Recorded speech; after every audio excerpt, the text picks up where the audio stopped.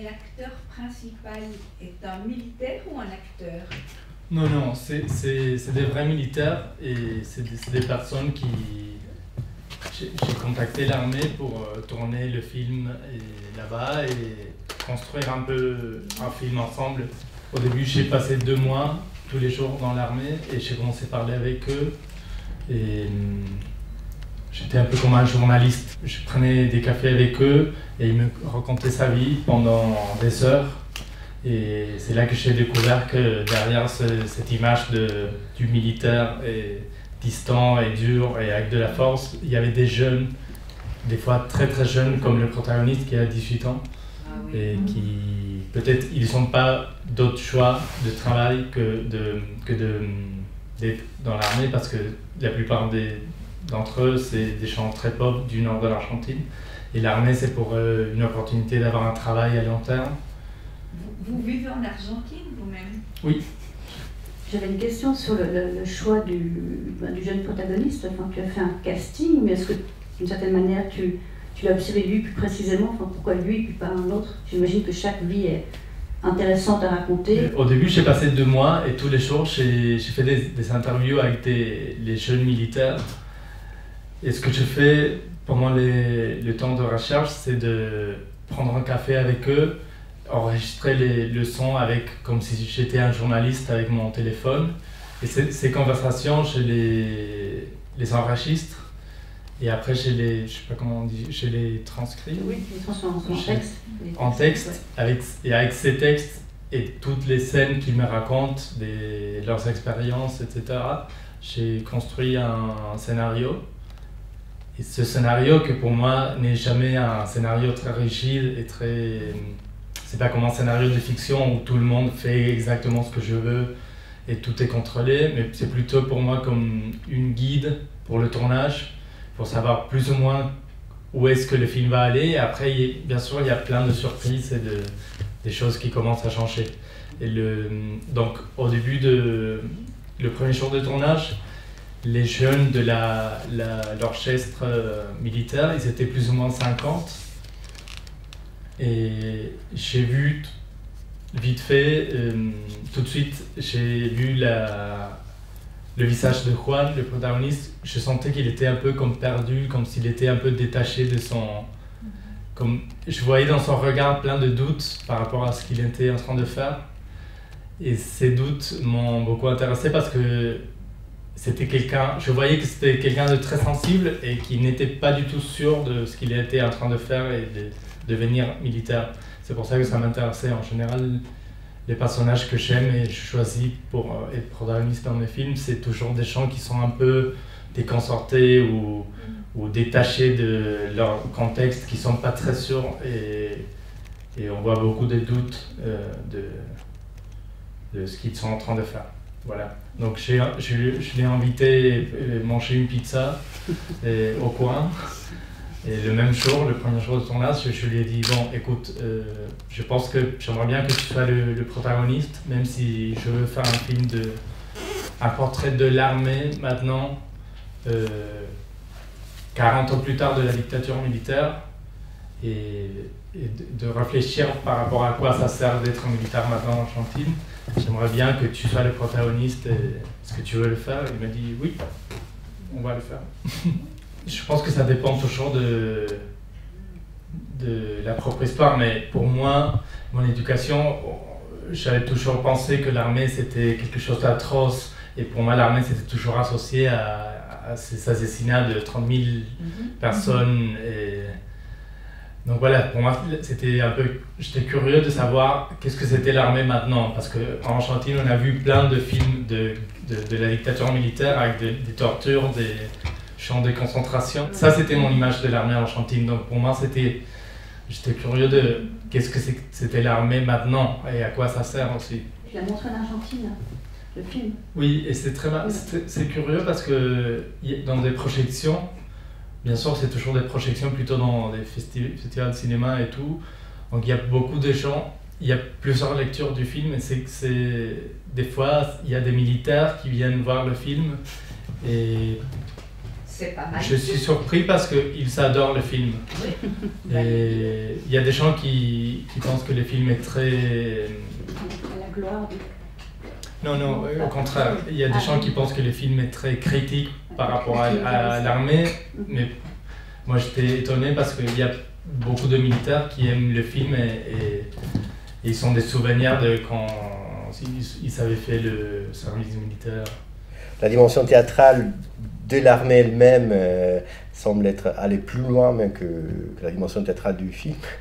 Et donc, est-ce que pour lui, c'était finalement l'expérience, disons, pareille, d'être dans et dehors le film, être soldat et acteur, principal. ou il y a une évolution, quelque chose a changé Ça, je trouve que c'est la chose la plus intéressante, ou peut-être c'est pourquoi j'aime bien faire du cinéma, c'est parce que j'aime bien comme rentrer dans des mondes où je ne pourrais pas rentrer d'une autre façon.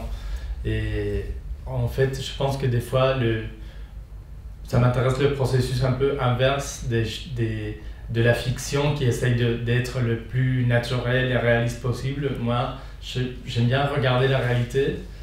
Et quand je sens qu'il y a comme des indices de fiction, comme cet aspect théâtral ou performatique, j'aime bien comme souligner la théâtralité de la réalité. Donc, ouais. Et dans ce cas-là, c'était intéressant parce que Juan c'était comme une double initiation. D'un côté, il était en train de devenir soldat, et il était aussi en train de devenir protagoniste d'un film. Et je pense que pour lui, c'était vraiment un double défi. Parce qu'il avait toute la pression de l'armée, que c'est un endroit, une institution avec plein de règles extrêmement rigides, où on peut pas... L'armée essaye que tu deviennes anonyme. Mais d'un côté, moi j'étais en train de tourner un film et il était le protagoniste d'un film, entre 50 jeunes. Donc, et les autres étaient un peu jaloux et ils lui disaient « Ah, mais tu te prends pour Brad Pitt, et qu'est-ce qui se passe ici? Pourquoi tu es le protagoniste et pas moi ?» Donc pour lui c'était vraiment difficile, le tournage et l'école militaire. Et justement, après le film, il a quitté l'armée. Et qui pour moi, je dois dire que c'était une petite victoire parce que depuis le début j'ai senti qu'il était beaucoup plus sensible que pour être militaire. Est-ce qu'il a arrêté aussi le tambour? Parce que dans le casting, je voulais savoir justement si vous avez choisi le personnage indépendamment du fait qu'il faisait après ce parcours dans la musique, parce que évidemment c'est très instrumental pour les films et en plus c'est assez parlant en général, le tambour aussi par rapport à d'autres instruments. Non, il était vraiment en train d'apprendre et au fur et à mesure que le tournage est avancé, il était en train d'apprendre tout dans l'armée. Donc c'était vraiment ça.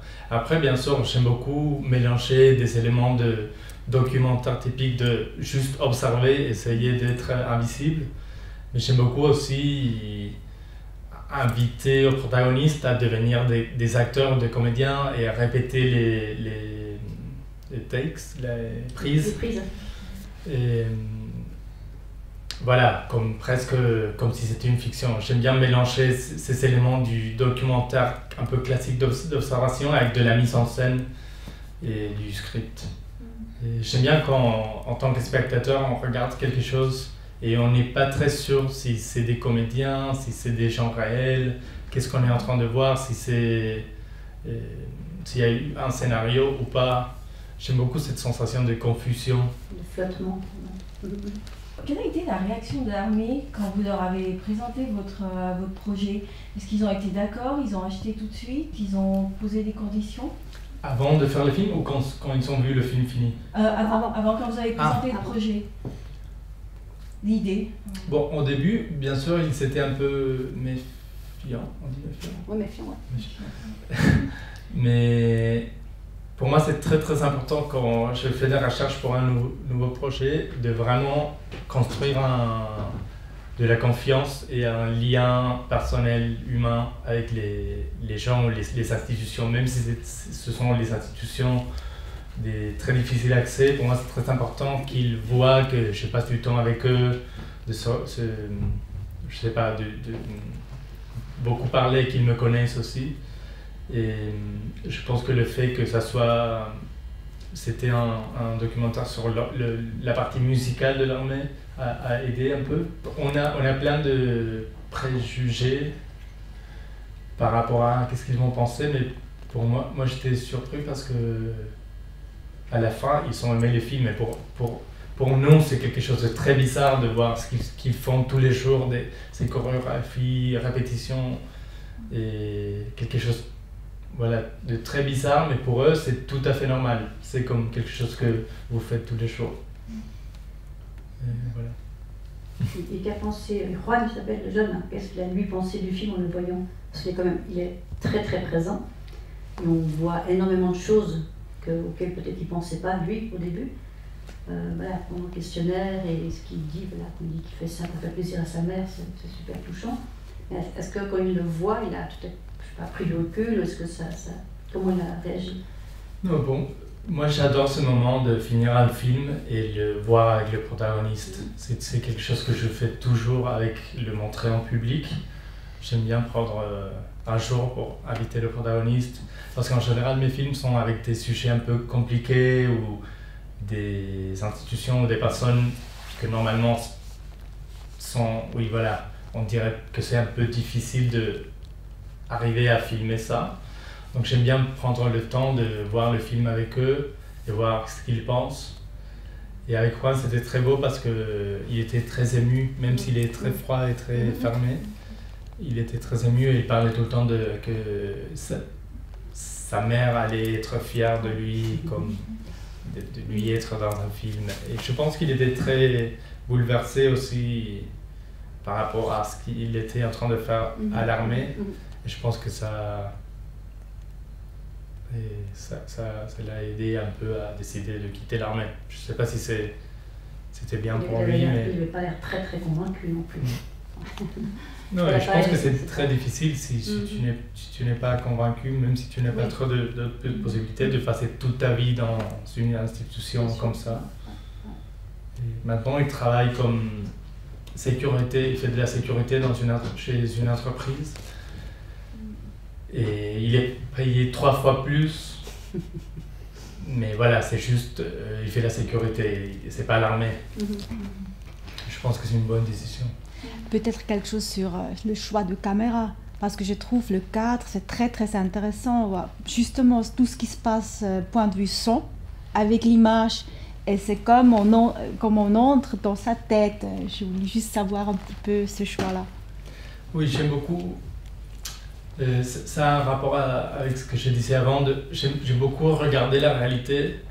Donc j'aime bien quand on regarde la réalité, mais avec des cadres presque parfaits, la lumière est parfaite, on a l'impression que c'est un film de fiction, mais en même temps, ce qu'on est en train de voir, c'est tellement réel que ça serait impossible de jouer ou de chorégrapher.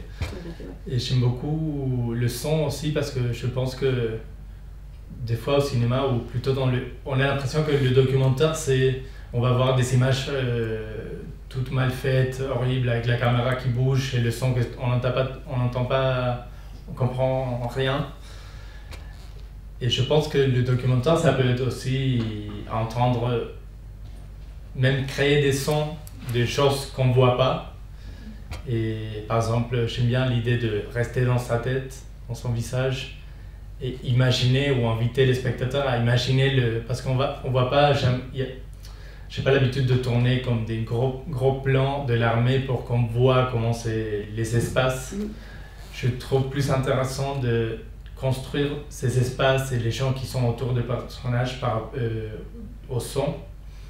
Et comme ça, chaque spectateur peut imaginer l'espace, les autres personnes, les situations. C'est un peu comme lire un livre et tu dois imaginer tout. Voilà. Merci beaucoup. Merci, madame. le prochain film est à 8h. À Sputnik. C'est un très très beau documentaire sur le travail de Lucrèce Martel pendant le tournage de Zama qu'on a programmé l'année passée.